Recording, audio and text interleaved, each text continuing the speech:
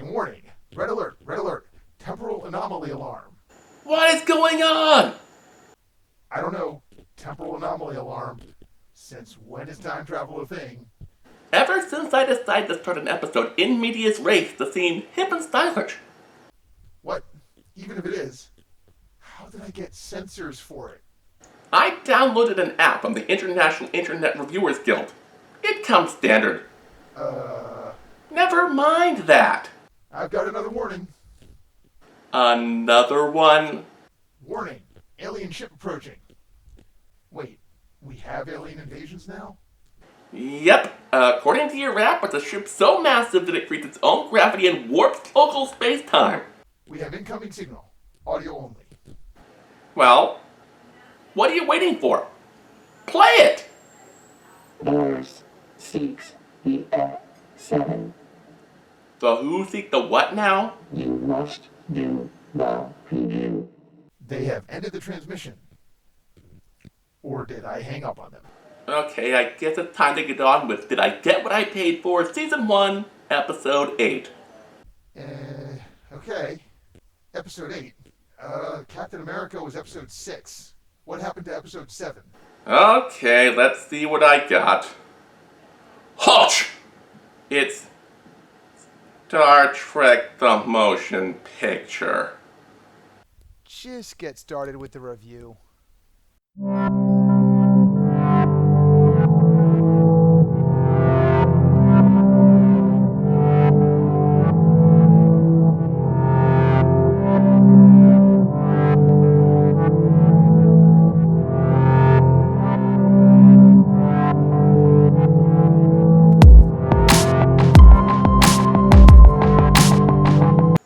Our story begins with the movie backing away from itself in shame. I'm not making this up. This actually happens. It looks like a fucking screensaver. Eventually, Paramount insists the movie start and we get some proper credits.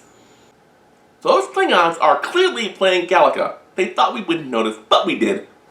No, seriously, they're shooting at random space junk. A few old Federation sub-base buoys, a few old NASA probes. Then this glowing ball flies in and announces itself with a very Jaws-like soundtrack. This Federation outpost stands there doing squat, while this strange energy thingy comes out of nowhere and destroys the Klingon ships before they can reach their high score. Side note, people consider Star Trek the Motion Picture to be the most wasteful Star Trek movie ever made. There are new Klingon ships, new Klingon designs, new uniforms, and they couldn't be more wrong. This movie is very green. Those Klingon ships were in active duty until at least Star Trek Generations. The set for the Klingon ship was used as recently as Star Trek Voyager, and that's not the only bit of recycling. The Klingon commander, that's Mark Lenard. He played the Romulan commander in the episode Balance of Terror, and Sarek on several episodes of the original series, and 3 subsequent Star Trek movies, and 2 episodes of Star Trek The Next Generation, and an episode of the animated series. We cut to an ashram on Vulcan. It seems as if after the first 5-year mission, Spock went home to purge all emotion in something called the Kulinar Ritual. He's about to be presented a Vulcan trophy for winning at life when he seems to get gas. And then we get flashes as Spock seems to think there's something out there. The monks say, "You felt that? Well, so did we, but we don't give a shit. And if you do, well, you haven't earned this. Now shoot, fly, you bother me." Meanwhile, at Starfleet headquarters, Kirk is talking to his new Vulcan sidekick, Sonak. Sonak says, "Thank you for getting me this job as the new science officer on board the Enterprise, but won't you be needing my services?" Kirk says, "Go pack your stuff and get the Enterprise ready to go in 12 hours. I gotta go talk to Admiral Nagura about something." A few minutes later, Scotty is briefing Kirk, and he's like, "It's impossible. I cannot get the Enterprise ready in 12 hours. She just went through a refit. We don't even know if anything works yet." And Kirk writes it off as Scotty's ramblings because he does the impossible all the fucking time. Scotty tells him the transporters are down and they'll have to take a shuttlecraft up to the Enterprise. They used the time to take a few glamour shots for the Enterprise's Instagram. A year passed. Winter turned into spring. Spring turned into summer. Summer turned into winter. And winter gave spring and summer miss and went straight on into autumn. Once they dock, Kirk goes to the bridge, which looks like the Jetsons' cafeteria, to talk to Stephen Collins, Decker, the ship's rightful captain. He wants to explain things and let him know there are no hard feelings. Scotty gets this look on his face that says, awkward. The crew is psyched to have Kirk back in command. Decker objects, saying he has no experience with the Enterprise's refit. Kirk responds, yeah, that's the only reason you're still on board my ship. Scotty goes to the transporter room because Starfleet, in its infinite wisdom, decided to beam up the new science officer and a bunch of ensigns before he sent them a message telling them the transporters were working again. He tried to get them to abort, but they don't quite manage it. They die in transmission.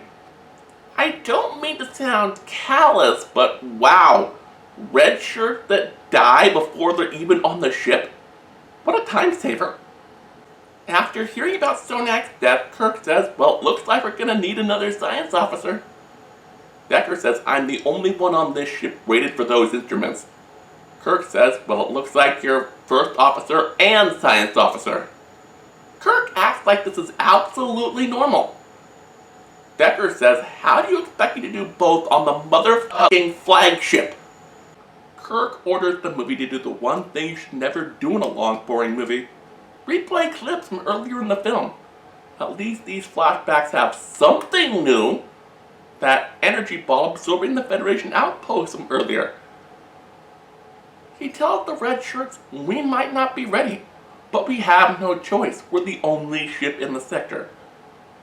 Instead of mourning the loss of his brothers and sisters in arms, he shouts, Yo, Joe! Right when you think things are going to happen in this movie, it takes time out to introduce one of the red shirts, Lieutenant Ilea. They explain she's a Deltan, a race of empaths who have incredibly high libido. They have to take an oath of celibacy in Starfleet because sex with a Deltan will drive anyone who isn't Deltan or maybe a Vulcan at the height of Ponfar insane. This movie has 3 credited screenwriters: Alan Dean Foster, Harold Livingston, and Gene Roddenberry. Which one of those 3 do you think wrote that? If you guessed Harold Livingston, who prior to that point had been writing a forgotten 70s cop show starring Stephanie Powers, you'd be wrong. If you guessed Alan Dean Foster, who just the year prior had released a Lucasfilm-sanctioned Star Wars novel with a Luke and Leia romance subplot, you're wrong. And in his defense, this was written before Return of the Jedi, and no one had decided that they were siblings yet. Nope, this came from the great bird of the galaxy himself, Gene Roddenberry, the same man who decided all women on Star Trek the original series would wear short skirts, and whose original pitch for Deanna Troi on Star Trek The Next Generation was, she has 3 boobs. I don't know why this aspect of her backstory was even brought up. It goes nowhere and does nothing. It's almost like this movie was originally a TV pilot, only Paramount backed out of forming their own network at the last minute because they realized the entire idea hinged on the popularity of one show. And they never repeated that mistake again.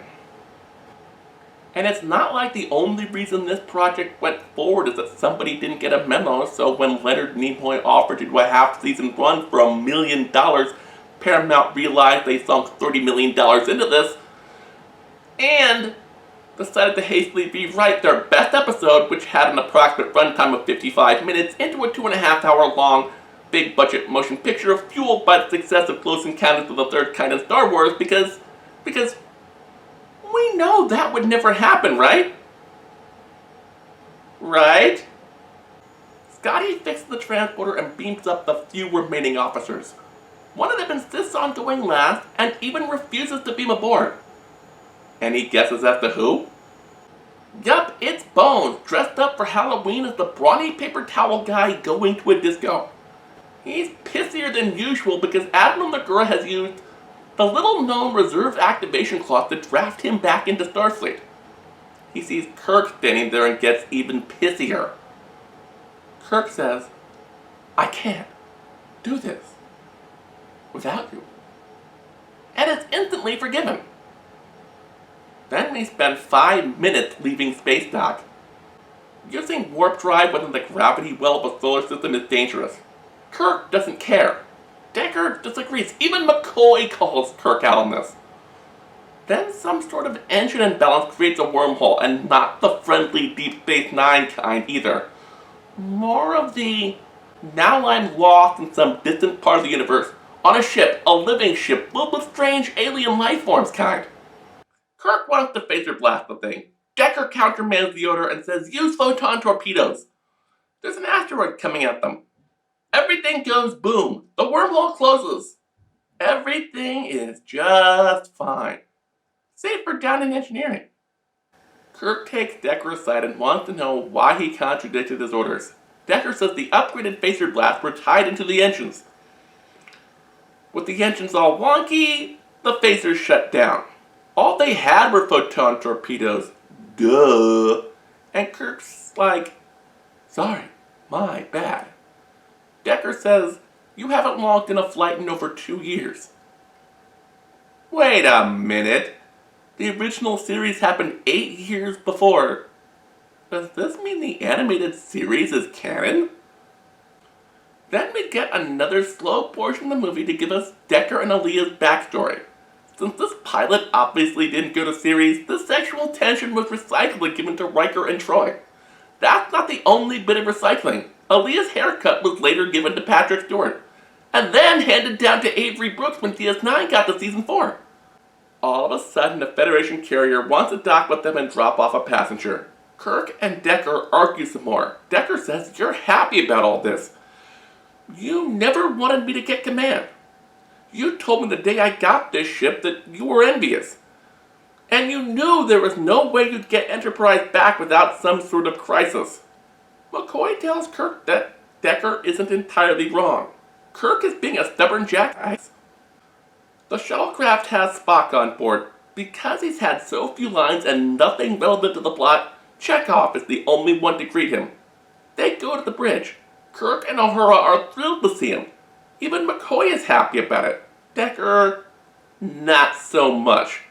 Probably because he thinks that Kirk is more likely to listen to the science officer and first officer he's known for years, rather than him. When Spock says he just wants to be science officer, Decker's like, "Fine, less shit for me to do." Spock takes about 30 seconds to assess things before saying he's gotta go talk to Scotty. 3 hours later, they've got warp drive back online, but this space thingy is about 24 hours from Earth. Then we get what fans in the 70s must have been waiting for, the big three, Kirk, Spock, and McCoy, in a classic briefing. They catch up on things, and then Spock explains how he got kicked out of Culinary Club. Kirk says, "Well, if it tries to contact you again, let us know." Spock agrees, but he doesn't seem too happy about it.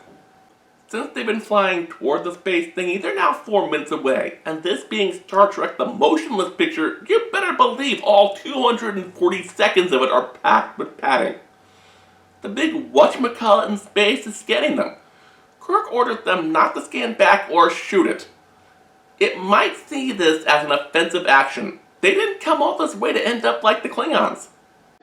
Decker says, "What the fuck? Are you crazy?" Before revealing he was playing devil's advocate. It's almost like they had 2 drafts of the script. One where Decker was the asshole, and another where Kirk was being a dipshit, and they forgot which one they were producing there for a second. In his one line that is not repeating course and speed, Sulu reports that the space McGovern is using 12th level energy at levels over 9,000. Spock senses confusion and wonder from the space thingamajig. The Who's-a-Bob zaps the ship and injures Chekhov. Lieutenant Ilea uses some sort of healing magic on him before McCoy and Chapel can even show up, making them wonder why they bothered answering the house call at all. Spock finds a message from the space thing and figures out a way to communicate. Unfortunately, it attacks the ship again before he can send a message back. When he does, it stops. Decker says, "See? They're nice people after all." Spock says, "You assume this thing understands compassion. You don't have them in your head. Until you know what the fuck you're talking about, shut the hell up." Decker wants to retreat because as far as he can tell, they can't do squat. Kirk wants to explore it, and since he's the one in charge, you know which one they do. They talk about how unknown the thing is, make some minor course corrections, and fly through the Laser Floyd show for about 5 to 12 minutes, depending on which cut of the film you're watching. I could have watched an entire episode of Short Treks in the amount of time that all this nothing happens in. I could have watched Duck Amuck, perhaps the greatest animated short of all time. But no, I watched Star Trek The Motionless Picture.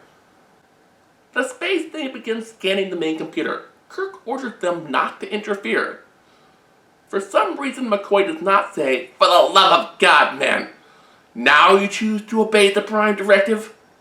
Of course, Kirk doesn't think shutting off the computer is interfering. The cloud zaps the ship and somehow disintegrates Lieutenant Ilea. The ship in the clouds grabs them in some sort of tractor beam that they don't have the power to escape. Decker says, "See, didn't I tell you this was going to happen? This was why I didn't want to come here." Before he even has time to argue with Kirk about the fate of Lieutenant Ilea, some red shirt has taken over her station. Decker wants to phaser this thing to hell. Look, I normally don't count cutscenes in my reviews, but fuck it. Spoilers for those of you without access to Wikipedia or Memory Alpha. It turns out that Captain Willard Decker is the son of Commodore Matthew Decker from the original series episode The Doomsday Machine. This little cutscene creates a very nice, like father, like son symmetry in their behavior. Anyway, we get Spock saying that that's not a good idea. This thing would simply destroy the Enterprise and go on its merry way to Earth. They should just let it pull them along, because chances are it's just as curious about them as they are about it. Wait a second, Spock. 15 years, minutes ago, you said this thing had no compassion or emotion whatsoever. Curiosity is an emotion.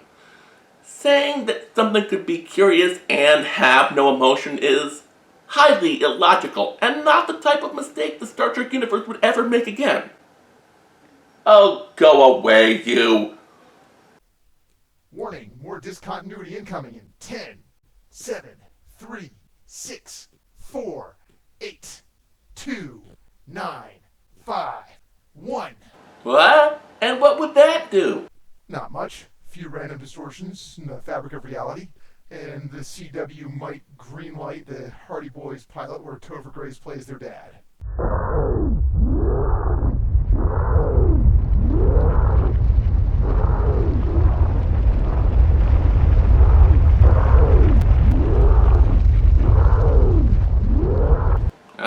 Well, no one's gonna notice that anyway. The supersized ship, the small city, whatever, it leaves a path for them to follow. It lets the Enterprise be as long as it follows the course it wants it to follow. Spock thinks that's weird. He figures out why and is about to explain when an intruder alarm goes off in Lieutenant Ilea's quarters. The ship's 3 most senior officers all go down there.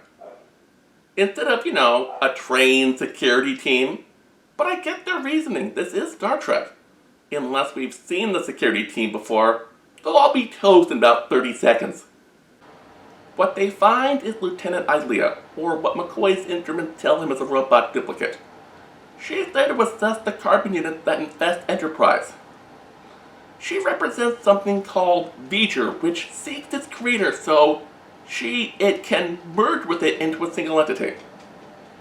Spock wants to examine Ilea, thinking that if they can figure out how this V'ger replicated her and how precise the duplication is, they might find a better way to communicate with it. So they take her to sickbay. McCoy says she's exact in, every detail. Everyone but Decker is creeped out. Decker is creeped out and aroused. Aaliyah shows signs of remembering her old life. Spock orders Decker to spend time with this Aaliyah bot. Decker objects, saying that thing killed the love of his life. Spock tells him, in all the ways that matter anyway, that is the woman you loved. She and Decker go to the rec room. She asks what purpose this room has. He says it's where the crew comes to relax, play games, exercise, see a concert, catch a movie, that sort of thing. Kirk and McCoy watch a live stream of this and don't see anything wrong. Well, at least until Aaliyah asks, why does Enterprise have carbon units at all? They don't seem necessary. Decker explains that the Enterprise is a vehicle for carbon units. She doesn't believe him. She finds the whole idea absurd. Then she threatens to turn the Enterprise and everything on it into data patterns. Like Beecher did to everything else it encountered. Decker tells her to look at those data patterns more closely. Then she'd understand. Meanwhile, out in the hallway, Spock uses the Vulcan neck pinch on a guy for no real reason. Back in the rec room, Dr. Chapel shows up with a box of Aaliyah's stuff. She starts showing it to the Aaliyah bot, hoping to trigger memories. She starts remembering Decker. All his apprehension vanishes. If anything, he becomes a robosexual. Decker asks Aaliyah bot, what is Beecher's creator anyway? Aaliyah says she doesn't know. It turns out Spock did have a reason to nerve pinch that guy. He was guarding the room with the rocket suits, which are, science equipment. It's not like as chief science officer he had the authority to check the matter or anything, but this way, it set off an alarm on the bridge. Kirk says to engage tractor beam and pull them in. But once he realizes it's Spock, he's like, forget it, I'm sure he had a good reason. Spock flies through some sort of animation done with blacklight. It's not until one of the images resembles a giant Lieutenant Aaliyah that he realizes these are Beecher's home movies. Beecher is some kind of living machine. His first instinct is to do the Vulcan mind meld on it, which makes him twist and scream. The same thing happened to me once, but Spock didn't eat any circus peanuts. Then again, Kirk had to rescue him, and he wakes up in sick bay, so I can't be too sure of that. McCoy says Spock has brain damage. I say he wouldn't be able to tell. You'd have to have some already before you tried to mind meld with a living speaking spell. Spock says he was right. Beecher is machine. That's why it didn't understand. Not only that, Beecher was programmed to find God, and is becoming an agnostic. Beecher gets to Earth and sends out an old school radio signal. Not subspace or something like that, radio. Then it gets pissy when it gets no response. I guess it figured Earth was ghosting it. So, like a crazy ex-girlfriend, it decides that the human race is a virus to be destroyed. Spock tells everyone to treat Beecher like a child, in spite of it almost going Galactus on them a second ago. So, when Aaliyah asks for information about the creator, Kirk says he has it, but he won't tell her a damn thing until she releases Earth. Beecher refuses and zaps the Enterprise, forcing Kirk to issue an order to abandon ship. Aaliyah wants to know why Kirk won't just tell her. Acting like the true Karen he is, Kirk says, that's my home you want to blow up. So I want to tell Beecher directly, no middleman. Beecher relents. Kirk rescinds his order to abandon ship, but sends Scotty a surreptitious self-destruct order if Beecher even thinks about making violent action against Earth. Spock cries, not for his friends and crewmates, but for Beecher. What Kirk is going to do is kill him. Spock understands Beecher's emptiness and loneliness better than anyone. Beecher creates an atmosphere bubble outside the ship. Kirk, Spock, Bones, Decker, and Aaliyah follow the yellow brick road to Beecher, and it's a long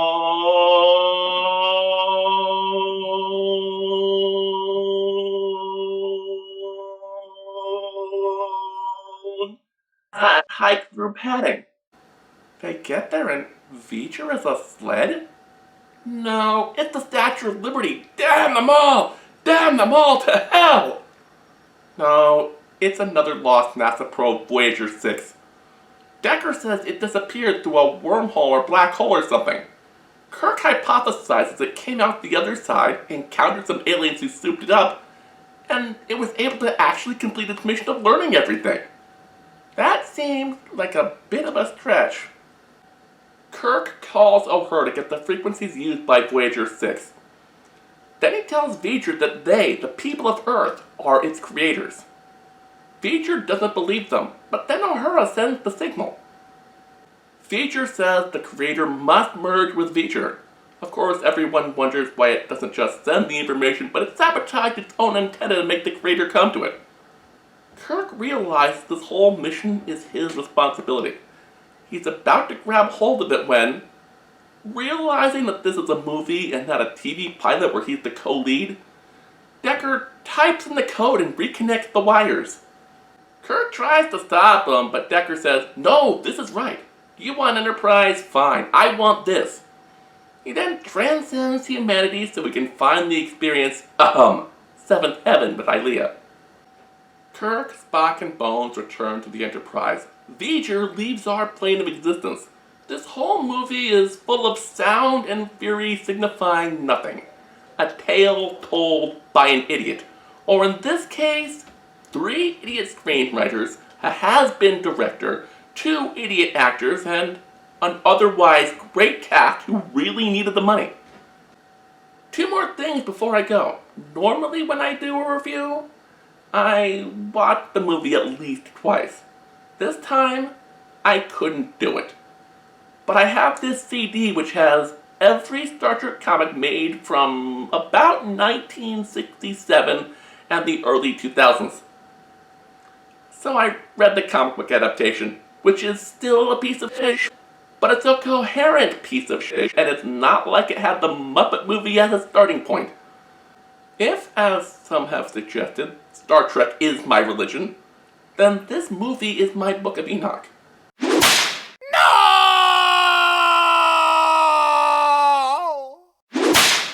My problem is that this movie was marketed as an all-new Star Trek adventure. Star Trek the Motion Picture is a movie where a NASA space probe encounters robotic aliens which give it superintelligence. It mistakes Earth for the home of its gods, kills one of the crew, finds out we're all people, takes a human to help it evolve, and then buggers off. Which is somehow completely different from that Star Trek the Original Series episode, The Changeling. You know, the one where a NASA space probe encounters robotic aliens who give it intelligence. It seeks out its creator, believing it to be God, lobotomizes one of the crew, finds out its creator is just a man, and commits suicide. No similarities there whatsoever. We have incoming signal. On screen. Doors seek the F7. Come on, can we talk? I mean, who are you? Doors seek The F7. I know, but other than that, what do you do? doors watch Watch what? 657 Boulevard, Westfield, New Jersey? doors watch you. Oh, viewers, not voo-ars. Yes, And what is this F7? the F7 is Jack and Bean Talk. Jack and the Beanstalk? Correct. We'll all remember when he shimmied up the beanstalk to beard a giant in his den. Look, that episode, I wrote it, I shot it, but it's turning into an editing nightmare, so I slapped this episode together as a placeholder. But I didn't want to cop out on the story bits. But at the same time, I didn't want to leave the viewers without new content. Doors understand. Thank you, but you know, warping space-time doesn't exactly help with that deadline problem. We will rate the F7. As do I. They have ended transmission. Whew. Boy, am I glad that's over. Or is it?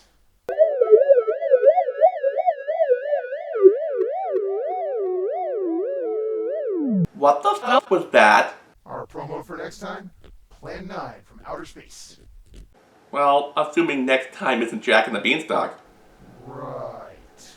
In either case, if you liked this video, please hit like and subscribe. And if you really want to support this channel, visit patreon.com/ParityErrorFilms and become a patron.